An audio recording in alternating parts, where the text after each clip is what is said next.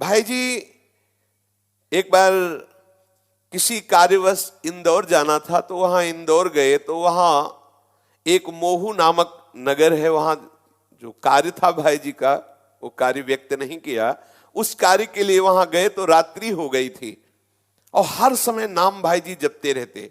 तो एक धर्मशाला में गए और वहां पूछा व्यवस्थापक से कि यहाँ कोई कमरा किराए का मिलेगा, मुझे रात्रि भर विश्राम करना है, अगर कोई एक कमरा हो तो दे दीजिए। व्यवस्थापक ने रुखाई से कहा कि यहाँ कोई कमरा नहीं।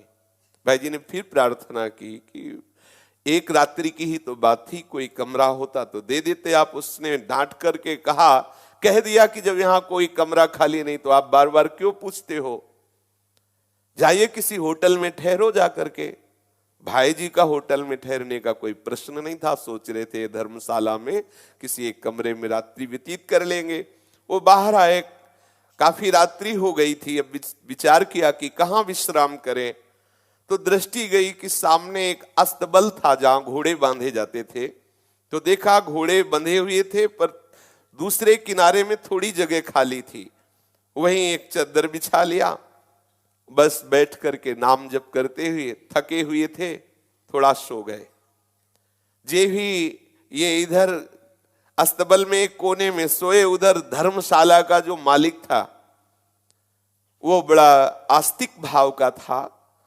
उसके स्वप्न में प्रभु एक ब्राह्मण के रूप में स्वप्न दिया और कहा कि धर्मशाला में तुम्हारे अस्तबल के समीप परम भागवत एक हमारे भक्त पड़े हुए हैं, मेरी आज्ञा है जाओ, वो भूखे हैं, तत्काल उनको भोजन पाओ और अंदर उनके वास की व्यवस्था करो। धर्मशाला का मालिक नींद खुली भागता हुआ हड़बड़ा कर आया। रात्रि में तत्काल धर्मशाला में जानकारी की कोई आया था, पता चला हाँ एक आए थे। तो वहां गए जहां घोड़े बंधे हुए थे, देखा एक कोने में आसन लगा हुआ था। भाई जी चुपचाप ऐसे अर्ध निद्रा स्थिति में थे। समीप गए और रोते हुए कहा कि मैं तो बहुत अधम हूं। उस मालिक ने कहा लेकिन आज मुझे भगवत कृपा का अनुभव हुआ कि भगवान मुझे प्यार करते हैं। स्वप्न में मुझे आदेश हुआ कि आपकी व्यवस्था की जाए। भाई जी ने कहा स्वप्न में आदेश हुआ, तो भाई जी तो अपने में डूब गए कि इतने कृपालु प्रभु, ऐसी कृपा की व्यवस्था करते हैं।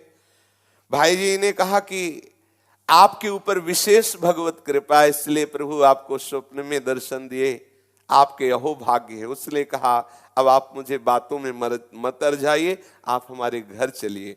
तत्काल भाई जी को घर ले गए, सुंदर सुंदर भोजन तत्काल बनवाया, भाई जी को पवाया। भाई जी भगवत कृपा से बहुत ही डूब रहे थे कि कितना दुलार श्री हरि करते हैं। इससे हमें शिक्षा लेनी चाहिए। पोषण भरण न चिंत कराए, अपने को अपनी चिंता नहीं करनी चाहिए, निरंतर नाम स्मरण में मगन रहना चाहिए। विश्वंभर प्रभु अपने आप भरण पोषण करता है।